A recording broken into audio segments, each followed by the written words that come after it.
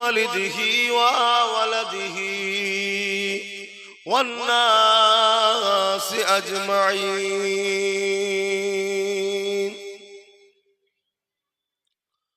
উপস্থিত হাজরানে মজলিস, আমার আব্বা জানেরা, আমার নওজোয়ান তরুণেরা, যুবকেরা, ছোট ছোট বাচ্চারা, সম্মানীয় উলামা হযরত, ইমাম সাহেবগণেরা, পর্দার আড়ালে অবস্থিতা আমাদেরই সকলের আম্মা ও বোনেরা, আল্লাহ দরবারে শুকরিয়া।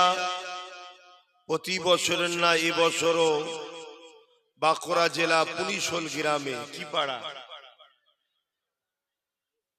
মুখাপাড়া বাৎসরিক দ্বীনি আলোচনার মাহফিল, কোরআন সুন্নাহ ইজমা কিয়াস তথা আহলে সুন্নাত ওয়াল জামাত এর মতদর্শের মাহফিল। মুর্শিদে আলা সৈয়দনা আবু বকর সিদ্দিক ফুরফুরাবি আল কুরাইশি আওলাদে রাসূল দাদা হুজুরের সিলসিলার অনুগামী অনুসারীদের সহযোগিতায় প্রতি বছরের না এবছরও এ মাহফিল হয়ে আসছে, এবছরও হচ্ছে।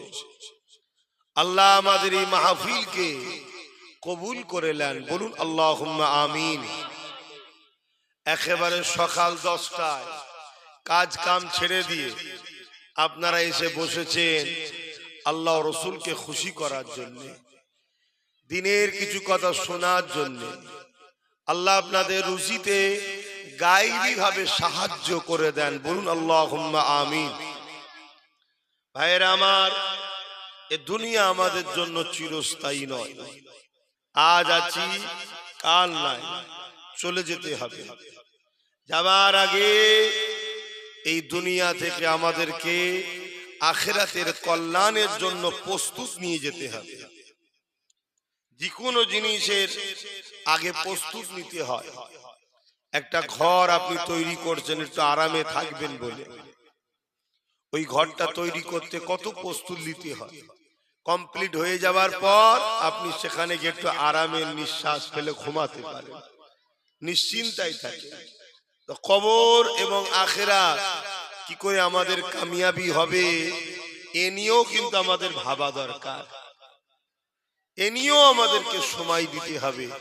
এই মুহূর্তে আমরা যে কাজ করছি এটা কবর ও আখিরাতের কল্যাণের কাজ হচ্ছে, জোরে বলুন সুবহানাল্লাহ।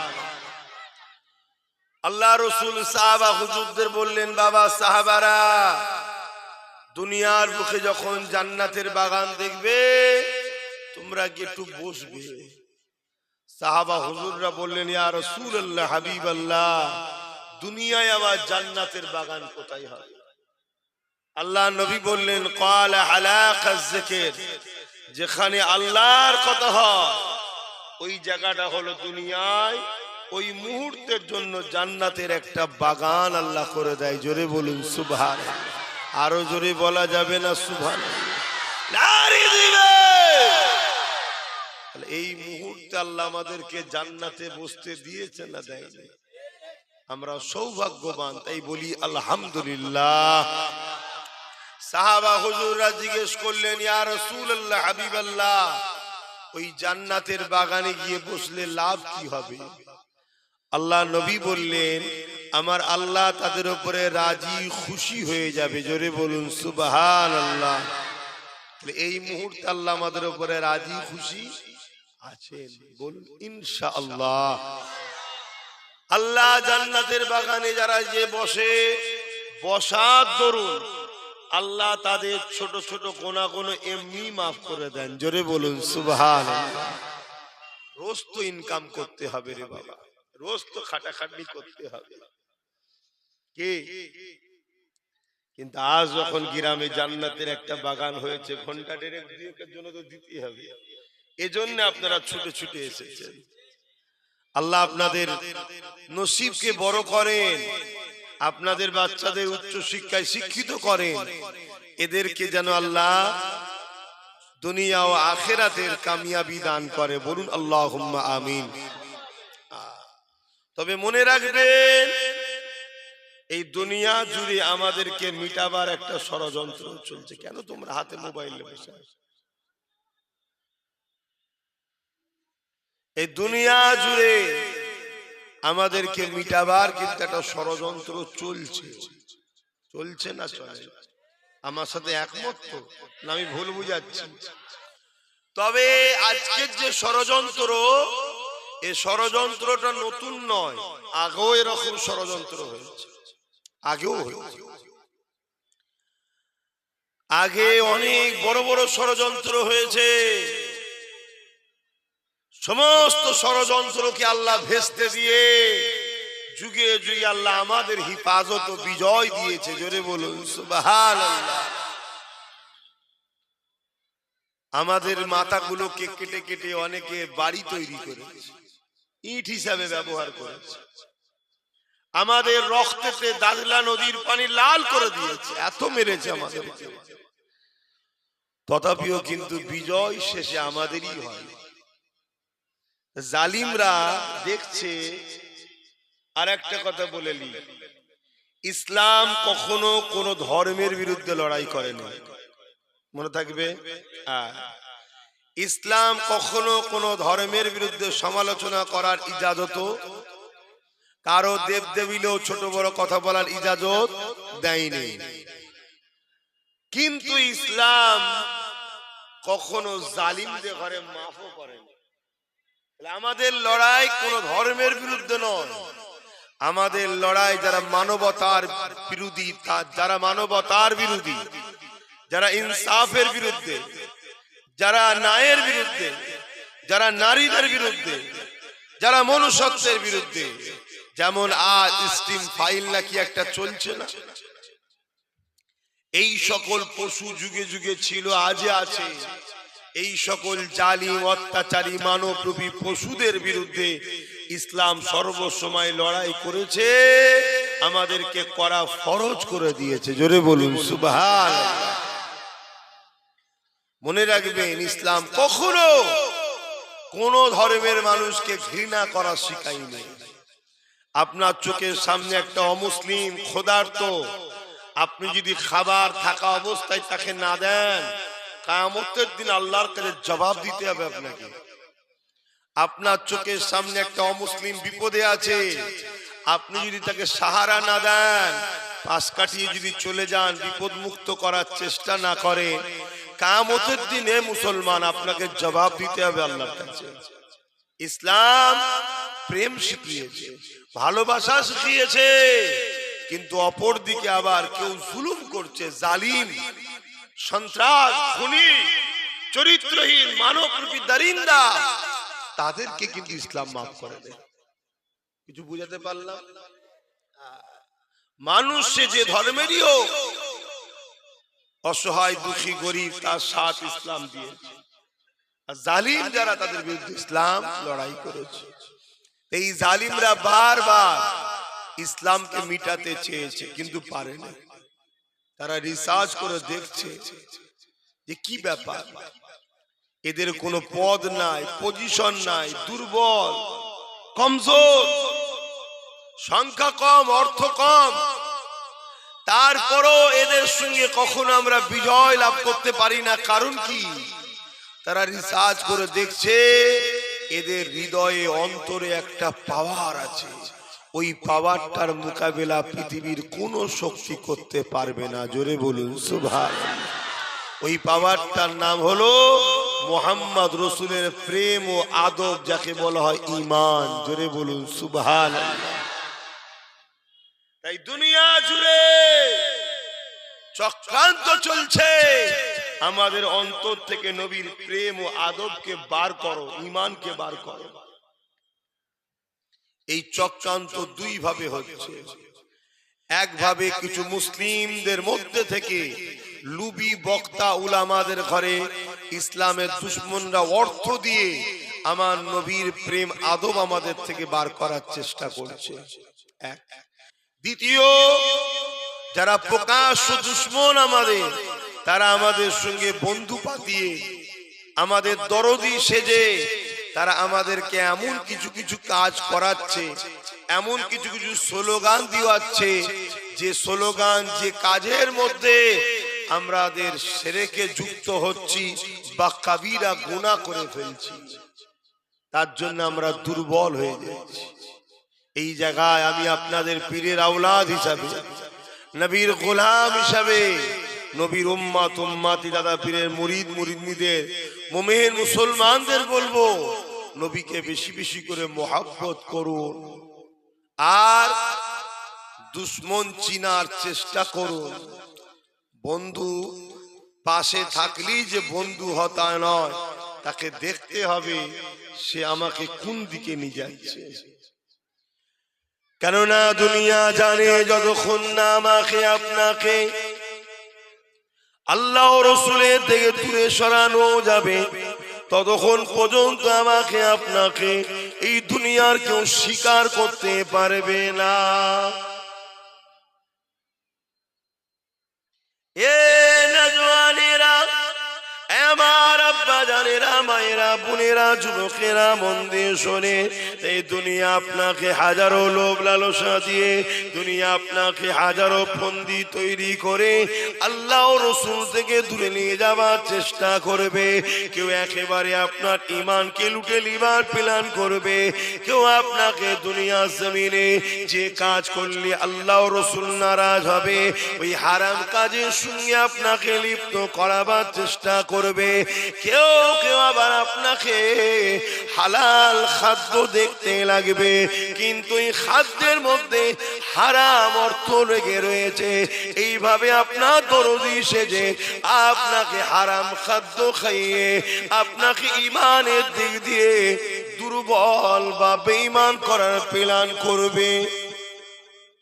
করছে না করে না? একটু জেনে শুনে হ্যাঁ বলছেন তো নাকি?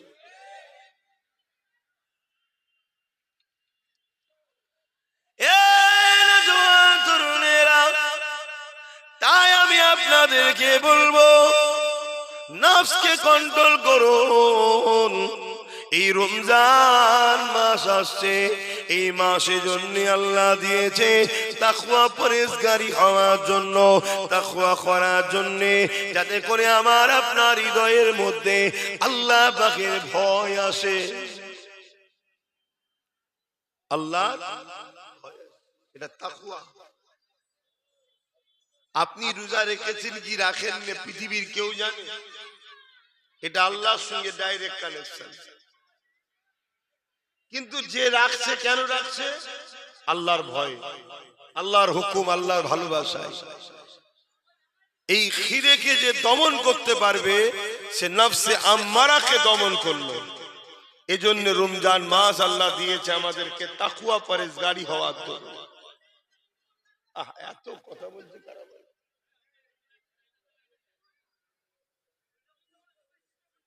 ওদিকে তিরপল দিলে তো বলবে, তিরপল দাও।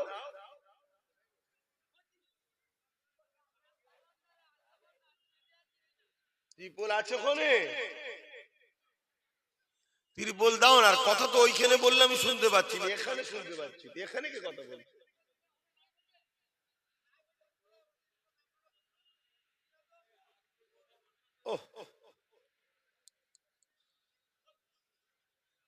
আমার নওজওয়ানেরা, তরুণেরা, বাপেরা, এ পুলিশল গ্রামের মানুষেরা মন দিয়ে শোনেন, এই দুনিয়া আমার আপনার জন্য দুদিনে চিরস্থায়ী নয়। আজ আছি কাল নাই। তরুণেরা, আল্লাহ আমাকে আপনাকে দুনিয়ায় পাঠিয়েছে, আমাকে আপনাকে পরীক্ষা নিবার জন্য পাঠিয়েছে। এই পরীক্ষা হলো একটাই পরীক্ষা, বান্দারে তোর কাছে সব থেকে আগে আমি আল্লাহ কিনা না অন্য কেউ আমার থেকে বেশি তোর কাছে প্রাধান্য পাবে। এই পরীক্ষা বান্দা তোকে আমাকে দিতে হবে। আমি আল্লাহ তোকে বানালাম, আমি আল্লাহ তোকে আশরাফুল মখলুকাত করলাম, আমি আল্লাহ তোকে দুটো চোখ দিলাম, আমি আল্লাহ তোকে দুটো হাত দিলাম, আমি আল্লাহ তোকে দুটো পা দিলাম, আমি আল্লাহ পা তোকে কিডনি দিলাম, আমি আল্লাহ তোকে আশরাফুল মখলুকাত করে দুনিয়ার জমিনে পাঠিয়েছি। নিয়েছি। ওরে আমার বান্দা বান্দি রে, আমি আল্লাহ তোর কাছে কতটা পেয়ারা, এই ভালোবাসার পরীক্ষা তোরা আমাকে দে, আমি আল্লাহ তোদেরকে পরীক্ষা নেব। এই পরীক্ষা আল্লাহ সবাইকে নিয়েছে। এই পরীক্ষায় যারা সব কিছুর থেকে বেশি আল্লাহকে গুরুত্ব দেবে, আল্লাহ পাককে প্রাধান্য দেবে, আল্লাহর মহব্বত সব কিছুর উপরে হবে, আমার আল্লাহ তাদেরকে পেয়ারা বান্দা বান্দি ঘোষণা দিয়ে তাদের জন্য পুরস্কার হিসাবে আল্লাহ পাক জান্নাত রেখেছে। আরো জোরে বলুন সুবহান। এই দুনিয়ায় আপনি আল্লাহর পক্ষে থাকলেও আল্লাহ খাওয়াবে, বিরোধী করলেও আল্লাহ খাওয়াবে। কেন? তিনি নিজেকে দায়িত্ব নিয়েছে, যা তোদেরকে আমি পালন করব। রব্বুল আলামিন। এই দুনিয়াটা হলো পরীক্ষার জায়গা। তবে মনে রাখবেন, আল্লাহ যাকে যত ভালোবাসে তাকে তত দুনিয়াতে আবার কঠিন পরীক্ষা নেয়, কষ্টটা দুনিয়াতে বেশি দেয়। দেখতে চায় এবং দেখাতে চায় যে আমার প্রেমিক যারা হয় তারা নিজের খুশিটাকে খুশি মনে করে না, আমি আল্লাহ আমি যাতে খুশি তাতে খুশি তারা। তাই তো নাকি? প্রেম কাকে বলে? ভালোবাসা কাকে বলে? বলে প্রেম ভালোবাসা কাকে বলে?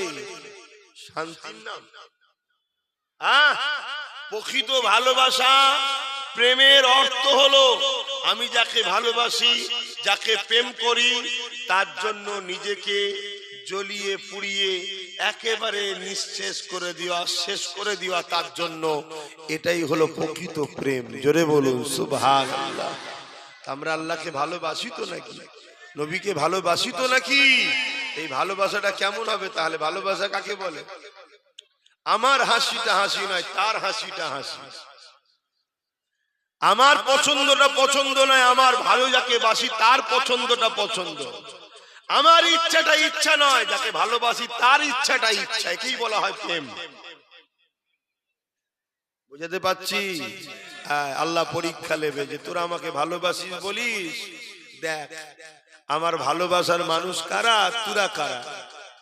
পরীক্ষা নিয়েছে, সেগুলো আমাদের কাছে মডেল হিসাবে রেখেছে যে প্রেমিক এরকম হয়।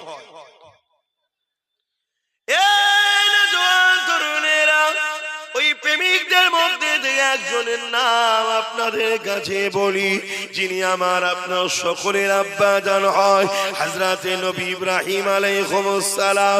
আল্লাহ পাককে মুহাব্বত করেছিলেন, আল্লাহ পাককে প্যার করেছিলেন। আমার আল্লাহ পাক ইব্রাহিম আলাইহিস সালামকে পরীক্ষা নিয়েছে। কি কঠিন পরীক্ষা নিয়েছে!